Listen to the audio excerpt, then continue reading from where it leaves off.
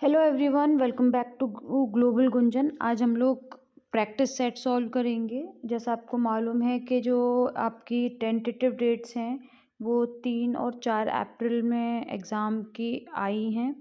ये अभी फाइनलाइज नहीं है क्योंकि अभी गवर्नमेंट की साइट से वेबसाइट पर कोई भी ऐसा नोटिफिकेशन अपडेट नहीं हुआ है, बट स्टिल इसको डेट को ध्यान में रखते हुए हम लोग आगे तैयारी करते हैं। सबसे पहले हम क्वेश्चंस देख लेते हैं। क्वेश्चन नंबर 1 है हमारा, तालाब तथा कुओं के जल को शुद्ध करने के लिए क्या प्रयोग किया जाता है? गंधक का, ब्लीचिंग पाउडर का, सोडियम का या पोटेशियम परमैंगनेट का? पोटेशियम परमैंगनेट को हिंदी में लाल दवा भी कहते हैं।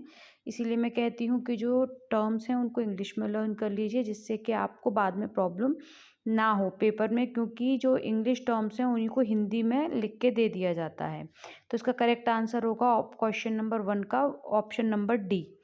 नेक्स्ट क्वेश्चन हमारा आता है, किन बर्तनों में अम्लयुक्त भोजन पकाने से विषाक्त हो जाता है? तो इस क्वेश्चन नंबर 2 का करेक्ट आंसर क्या होगा? स्टील के बर्तन, मिट्टी के बर्तन, पीतल के बर्तन या लोहे के बर्तन? तो इसमें करेक्ट आंसर होगा पीतल के बर्तन में।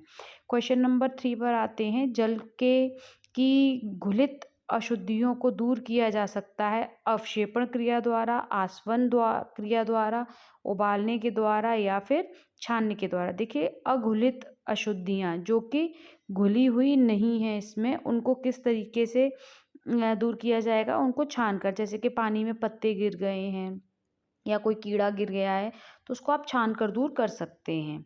नेक्स्ट आता है क्वेश्चन नंबर 4, ज्वर के प्रभाव से श्वसन दर घटती है, बढ़ती है? कोई प्रभाव नहीं पड़ता, धीरे धीरे घटती है। क्वेश्चन नंबर 4 का करेक्ट आंसर क्या होगा? बढ़ती है। आपने फील किया होगा, जब भी आपको फीवर आता है तो आपकी जो ब्रीदिंग प्रोसेस है वो फास्टर हो जाती है। क्वेश्चन नंबर 5 पर आते हैं, कॉकलिया सहायता करता है देखने में, सुनने में, स्वाद लेने में या सूंघने में? तो क्वेश्चन नंबर 5 का करेक्ट आंसर क्या होगा? सुनने में, क्योंकि कोक्लिया जो है वो आपका ईयर में पाया जाता है, कान में, और ये आपको सुनने में मदद करता है। नेक्स्ट क्वेश्चन नंबर 6 आपका आता है, दूध को पाश्चीकृत क्यों किया जाता है? पॉस्चराइजेशन ऑफ मिल्क क्यों किया जाता है? स्वाद बढ़ाने के लिए, पौष्टिकता बढ़ाने के लिए, सूक्ष्मजीवों को नष्ट करने के लिए या फिर अशुद्धि का पता लगाने के लिए? तो क्वेश्चन नंबर 6 का करेक्ट आंसर क्या होगा? सूक्ष्म जीवों को नष्ट करने के लिए। आप जितने भी ये मदर डेयरी का, अमूल का या किसी भी XYZ ब्रांड का आप मिल्क का पैकेट वाला लेते हैं तो फिर आप उसमें क्या देखते हैं? टेट्रा पैक वाला, वो पॉस्चराइज्ड होता है, क्योंकि उसमें जो आपके सूक्ष्म जीव होते हैं उनको मार दिया जाता है। उसको हाई टेम्परेचर पर गर्म करके बिल्कुल फिर एकदम से ठंडा कर दिया जाता है, जिससे जितने भी आपके बैक्टीरियाज होते हैं वो सारे किल हो जाते हैं और जो आपका मिल्क है वो प्रिजर्व हो जाता है। क्वेश्चन नंबर 7 पर आते हैं, समाजशास्त्र का अंग्रेजी शब्द किन दो भाषाओं से मिलकर बना है? जो आपका समाजशास्त्र है, सोशल साइंस जो है, वो किन दो वर्ड से मिलकर बना है? तो देखिए, ये जो समाजशास्त्र है, मैंने आपको प्रीवियस वीडियोज़ में पढ़ाया है, अगर आपने देखा होगा तो, कि ये एक तो सोशियस और लोगस दो वर्ड से मिलकर बना है।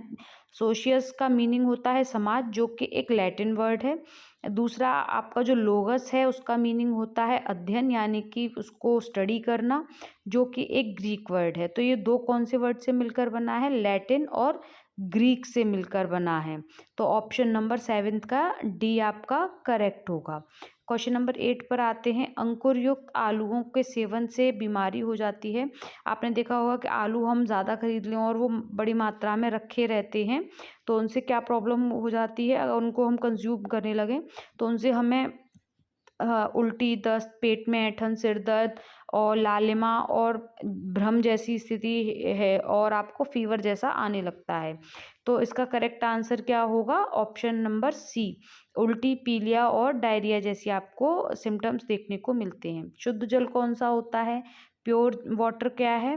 गंधहीन होता है, रंग युक्त होता है, स्वाद युक्त होता है या गंध युक्त होता है? देखिए, युक्त और हीन में डिफरेंस है। युक्त मतलब that is present in the water, हीन मतलब that is absent in the water. तो क्वेश्चन नंबर 9 का करेक्ट आंसर क्या होगा? गंधहीन, क्योंकि शुद्ध जल में कोई स्मेल नहीं आएगी, कोई टेस्ट नहीं होगा, कोई कलर नहीं होगा।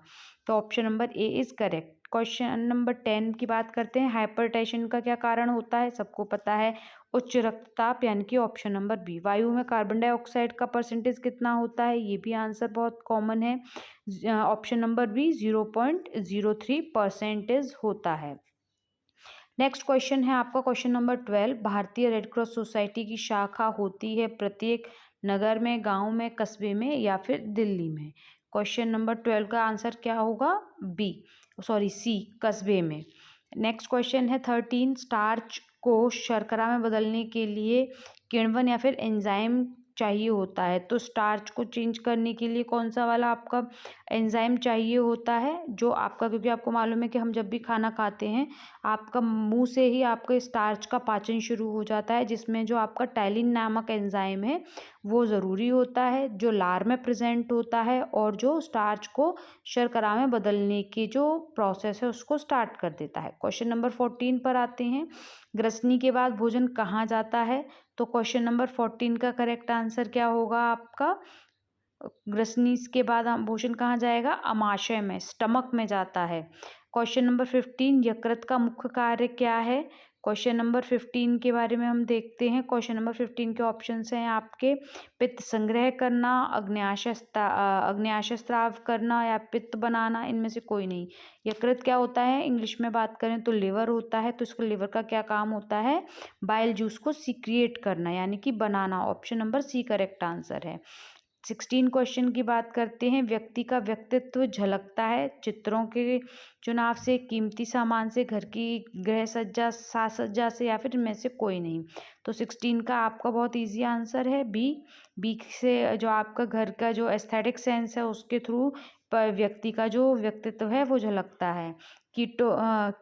निकोटिनाइक एसिड की कमी होने से कौन सा रोग होता है, तो क्वेश्चन नंबर हम 17 का आंसर देखेंगे। निकोटिनिक एसिड की कमी से हमें पेलेग्रा नामक रोग हो जाता है। गेहूं में क्या पाया जाता है, गेहूं में सबको मालूम है, क्योंकि आजकल इतना ज़्यादा हाइप पे है कि ग्लूटेन फ्री खाइए, ग्लूटेन फ्री खाइए, तो लोग सबसे पहले ग्लूटेन फ्री खाने के चक्कर में आपके वीट को ही आपकी डाइट से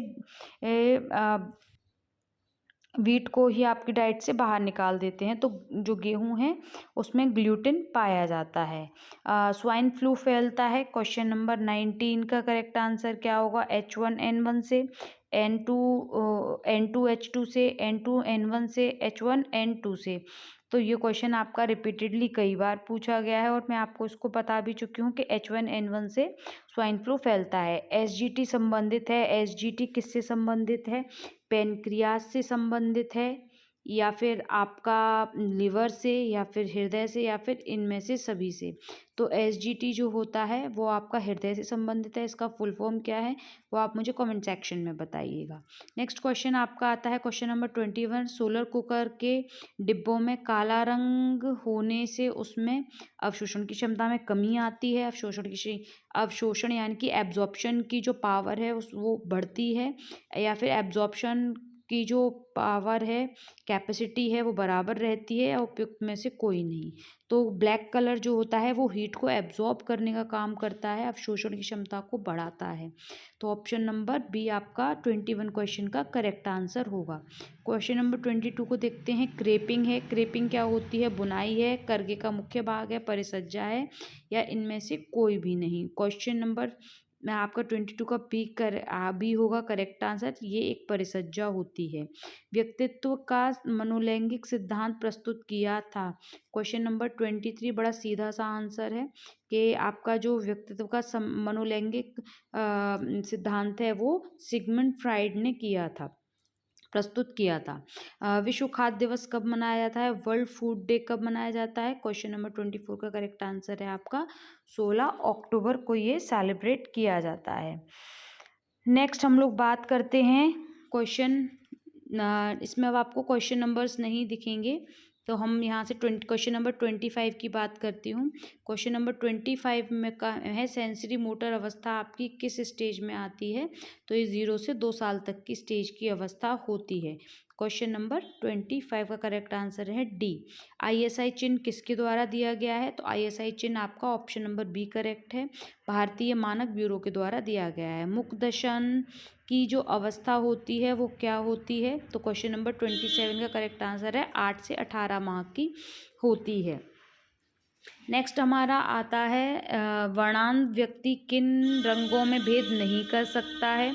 तो वर्णांध व्यक्ति जो है वो रेड और ग्रीन कलर में आपका डिफ्रेंशिएशन नहीं कर पाता है। बाकी इसका एक करेक्ट आंसर क्वेश्चन नंबर 28 का करेक्ट आंसर आपका लाल और हरा रहेगा।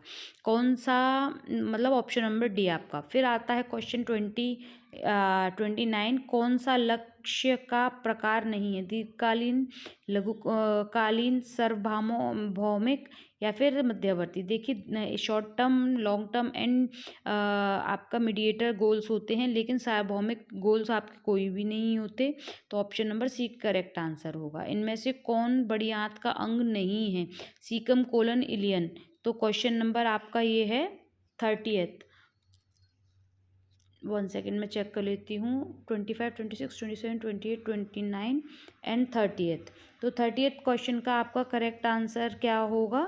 इलियम। इलियम जो है वो आपका बड़ी आंत का अंग नहीं है। नेक्स्ट हम बढ़ते हैं तीव्रता दर्शन की तरफ।